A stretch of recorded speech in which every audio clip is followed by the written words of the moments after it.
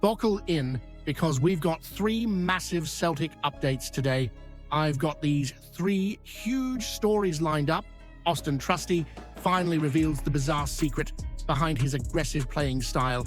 Kelechi Iheanacho's true fitness status ahead of Feyenoord is out.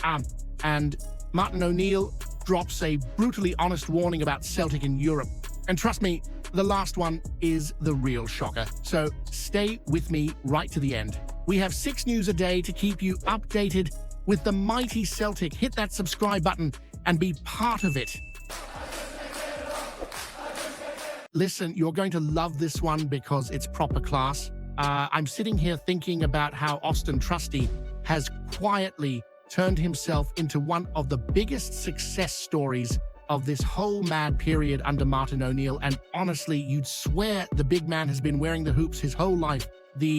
He's settled in quicker than a tourist hunting a chippy on Sucky Hall after a night out. And every game, he just looks more and more like a Celtic player, born and bred. But the funniest part? The lad's entire aggressive, marauding style. The way he bursts up the pitch like he's chasing a late bus on a rainy Glasgow morning. All of that comes from the most bizarre origin story. Turns out, before he was bullying forwards, towering over attackers and smashing into tackles, the big fella was a winger, a proper winger. You can almost imagine him out there, boots full of glitter, hugging the touchline, taking folk on like he was Deason's American cousin. And you know what? You can still see it. When he flew off on international duty and played every minute of that 5-1 demolition job against Uruguay, he looked like a lad who honestly believes he can do everything. Defend, step into midfield, whip in crosses, probably pull pints if you asked. There he was, grabbing an assist like it was nothing, and talking afterwards about how playing out wide as a kid still shapes the way he moves, the way he reads space, the way he bombs forward every time he smells the chance to hurt the opposition. He explained it himself. Most centre-backs like to sit back in their wee comfort zones, scared to death of being caught out. Not Trusty. He wants to stretch defenses, push high, create overloads. He wants to make life miserable for the opposition. And you know what? That's exactly the sort of attitude we love in a Celtic defender. You don't survive in paradise being timid. You don't survive by playing sideways. You survive by being bold, being aggressive, and giving the fan watching at home something to get off the seat for. He said he eventually accepted he was destined to be a defender, that it was where he got the real joy, and thank every saint in Ireland he did, because imagine the state of him if he had stayed as a winger. The lad defends like it's a personal insult if someone tries to pass him. You'd never get that sort of passion out wide.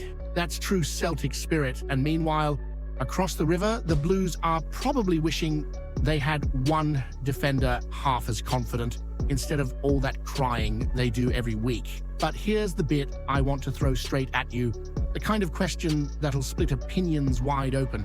Do you think Trusty's attacking instincts make him a future Celtic captain in the making, or is that pushing him too far too fast? Because honestly, I can see it, but I want to know if you do. Hit that subscribe button. Lads, let's G it, laldi, till we hit 1,500 mad Celtic dafts. Let me tell you something, this whole Kelechi Iheanacho situation has taken a proper twist, and honestly, it's the kind of news that gives you that wee jolt of excitement before a massive European night. You remember how the lad limped off just 4 minutes into that match against Sturm Graz? It was like watching your phone fall face down on the pavement. You just knew it wasn't going to be good news.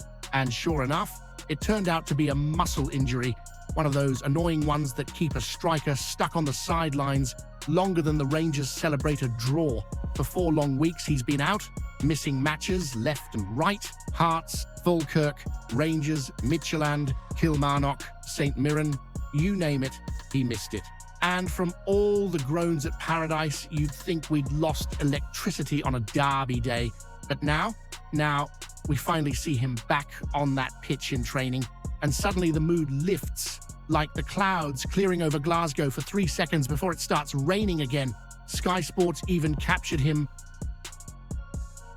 running about with the rest of the lads, and I can't lie, he looks sharp, hungry, ready to get himself right into the mix again. And this comes at the perfect time because Martin O'Neill, stepping in like the absolute legend he is, hasn't even had a chance to work with the Nigerian forward properly. The last time Iheanacho pulled on the hoops, Rodgers was still pacing the touchline, pretending everything was fine.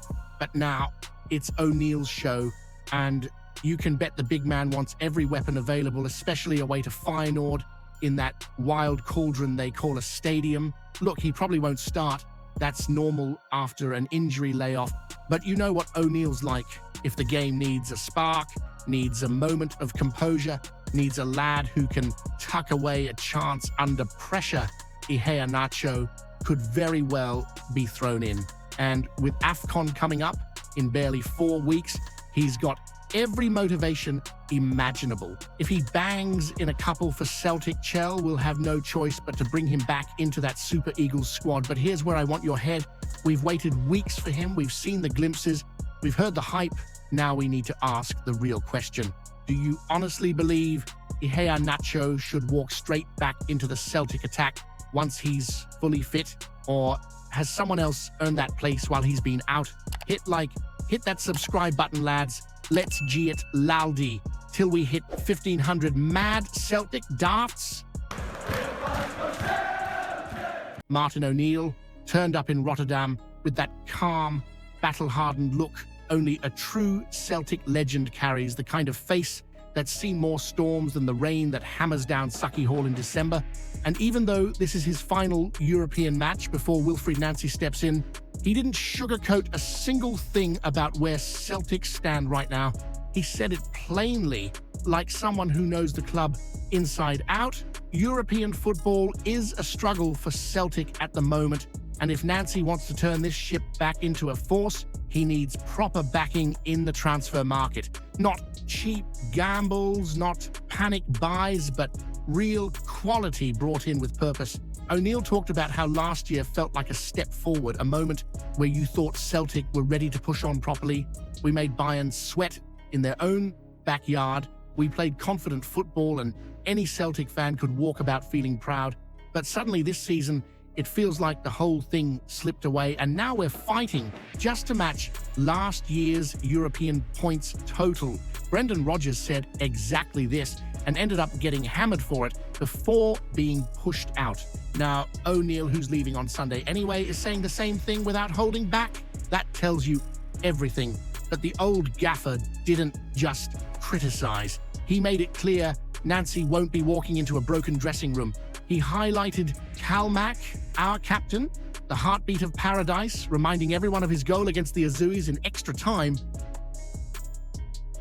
And last weekend's brilliant strike. He pointed to the lads who've been winners, the ones who know exactly what it means to lift trophies in green and white. He also mentioned the younger boys who haven't lived that yet, comparing them to the clueless recruits over at the other side of the city who sign for the Azuis with no grasp of their own history. Classic O'Neill slipping the dagger in with a smile. His final message to Nancy was pure Glasgow honesty. Win, that's it. Win first, style later. Forget fancy systems or big philosophies at the start. Work with what you have, get the results, then shape the team in your own image once the momentum is behind you. So here's the real question I need you to answer, and it's a big one for any true Celtic fan listening right now. Should Celtic spend serious money in January, even figures like £10 million or more, to rebuild properly for Europe? Or are we all overreacting to a temporary dip? Hit that subscribe button. Lads, let's G it lolly till we hit 1,500 mad Celtic daffs.